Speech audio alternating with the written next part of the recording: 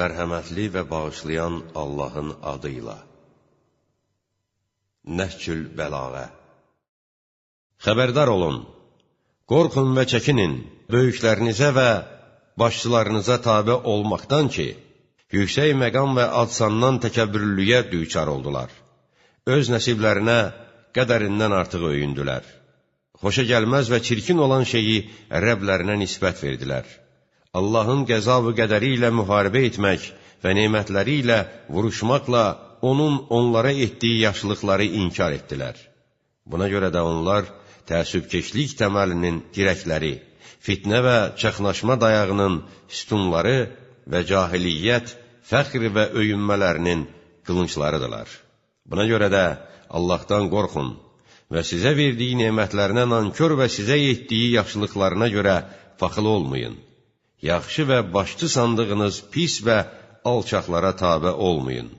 Çünki onlar sizin tutqun, lilli sularını öz duru və təmiz suyunuz ilə bir yerdə içdiyiniz, xəstəliklərini öz sağlamlıqlarınız ilə qatışdırdığınız, batil və əyriliklərini öz haqq və düzlüyünüzə daxil etdiyiniz kimsələrdir.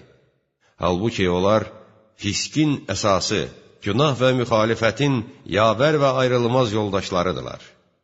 Şeytan onları vasitələri ilə xalqa hökmranlıq etdiyi qoşun və xalqın dilində danışan dilmanc edib ki, sizin ağıllarınızı oğurlasın, gözlərinizə daxil olsun, qulaqlarınıza üfürsün. Beləliklə, sizi özünün oxunun nişangahı, ayaq altısı və əl tutacağı yeri edir. Buna görə də Allahın cəzalandırmasından və sizdən qabaqki təkəbbürlüyə gəlib çatmış əzablarından ibrət alın. Üzlərinin torpağa atıldığı və böyürlərinin düşdüyü yerlərdən öyüd götürün və zamanənin çətin hadisələrindən Allaha pənah apardığınız kimi təkəbbür və məğrurluq yaradan şeylərdən də ona pənah aparın. Əgər Allah bəndələrindən kiməsə təkəbbürlük və öyünmə icazəsi versəydi, bu icazəni öz peyğəmbərlərinə və dostlarına verərdi. Lakin onları təkəbbürlük və öyünməkdən çəkindirərək onların təvazökarlıq etmələrini bəyənib.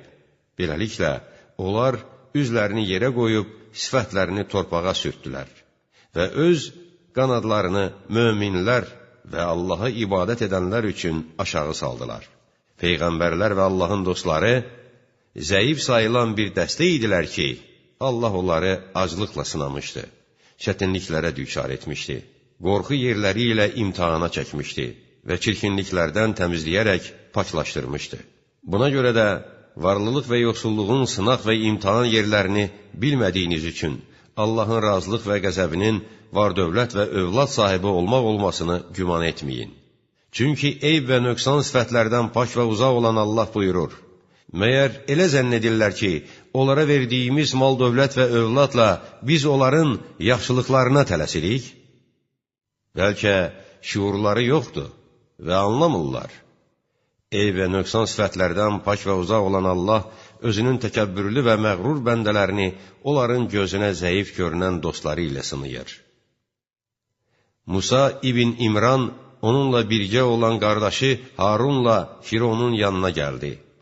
Onların əyinlərində yun paltar, əllərində taxta əsa var idi. Onunla şərt kəsdilər ki, əgər İslamı qəbul etsə, padşahlığı davam edəcək, izzət və hörməti öz yerində qalacaq. Firon dedi: Bu iki nəfərə təəccüb etmirsiniz ki, gördüyünüz bu yoxsul və xar vəziyyətdə ola-ola mənlə möhtərəmliyimin öz yerində qalması və padşahlığımın davam etməsini şərt kəsirlər? Bəs nə üçün qollarından qızıl bilərziklər asılmayıb? Çünki qızılı və onu toplamağı böyük bilərək, yunu geyinməyi xar sandı. Əgər eyb və nöqsan sifətlərdən pak və uzaq olan Allah peyğəmbərlərini göndərəndə onlara qızıl xəzinələri, xalis qızıl mədənləri və hər cür ağac əkilmiş bağlar vermək, eləcə də göyün quşlarını və yerin canlılarını onlara qoşmaq istəsəydi, edərdi bunu. Əgər belə etsəydi, onda sınaq mənasını itirər, əvəz vermək düz olmaz və xəbərlərə lüzum olmazdı.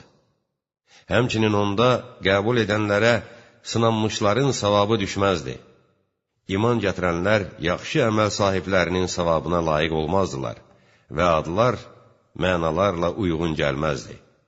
Amma eyb və nöqsan sifətlərdən pak və uzaq olan Allah öz peyğəmbərlərini qəlb və gözləri ehtiyatsızlıqla dolduran qaniçiliklə, göz və qulaqları əzab əziyyətlə dolduran yoxsulluq və kasıblıqla, iradə və qərarlarında güclü, gözlərin zahiri vəziyyətlərindən gördüyü şeydə isə zəif edib.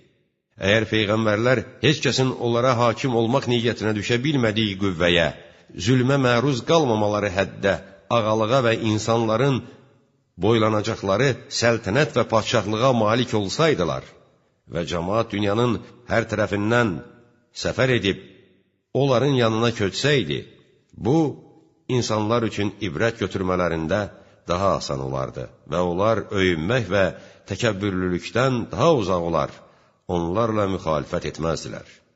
İnsanlar onlara hakim olan qorxu və ya onları meyilli edən rəğbət və istəyə görə iman gətirərdilər. Onda niyyətlər saf olmazdı və yaxşılıqlar bölünmüş olardı. Amma eyb və nöqsan sifətlərdən pak və uzaq olan Allah belə istəyib ki, peyğəmbərlərə tabe olmaq, kitabları təsdiq etmək, onun zatı müqabilində əyilmək, əmrinə təslim olmaq, itayət və bəndəliyinə boyun qoymaq ancaq ona görə olan işlər olsunlar və onlara özlərindən başqa heç bir eyb qarışmasın. İmtahan və sınaq hər nə qədər böyük olsa, savab və mükafat da bir o qədər çoxdur.